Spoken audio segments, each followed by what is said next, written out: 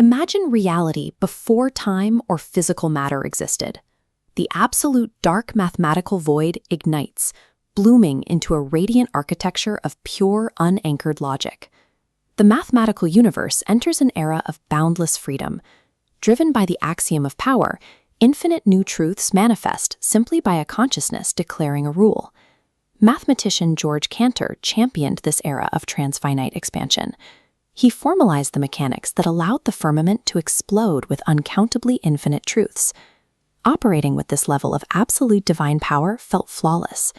But allowing any logical decree to summon a new reality out of thin air built a mathematical trap for the entire universe. A terrifying shadow emerged from this limitless freedom. The system generated a rogue decree, a rule asking to gather every thought which does not contain itself. This poses a universe-breaking question. Does this specific thought contain itself? If the thought does contain itself, it violates its own rule and must be cast out. But if it is cast out, it perfectly fulfills its rule, meaning it must immediately be brought back inside. It is an infinite, oscillating contradiction. Mathematician Bertrand Russell discovered this exact paradox. His findings proved that the absolute foundations of naive set theory were mechanically unstable. This single oscillating logical loop fractured the firmament. It trapped the divine mind, threatening to unspool the entirety of reality back into a meaningless void. To prevent total collapse, the supreme consciousness recognized a harsh truth. Absolute, unanchored creation is a fatal illusion. A mathematical rule without a pre-existing boundary to govern it is not a truth. It is a madness. Mathematician Ernst Zermelo engineered the structural solution that saved mathematical logic from this continuous loop. This passage outlines the specific decree that officially outlawed creating reality from nothing. Thou shalt not conjure truths from the formless ether. Context became the ultimate prerequisite for existence. You cannot demand a truth into being out of nowhere.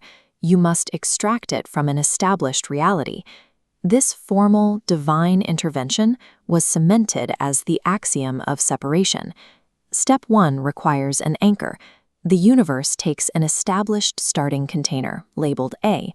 Next, a strict divine condition filters exclusively the elements inside. Finally, a new reality, labeled B, is carved out, containing strictly the truths that survived. This equation is the literal mathematical formula acting as the unyielding spell that secures the universe. This formula halted the chaotic generation of random truths. It shifted the universe from a reckless engine of expansion into a meticulous curator of logic.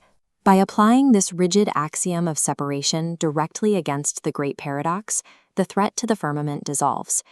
The paradox attempts to gather elements from a boundless expanse without using a predefined, established anchor container. Because of this structural failure, it ceases to be a valid thought. The phantom paradox is completely expelled by the rigid constraints of the system.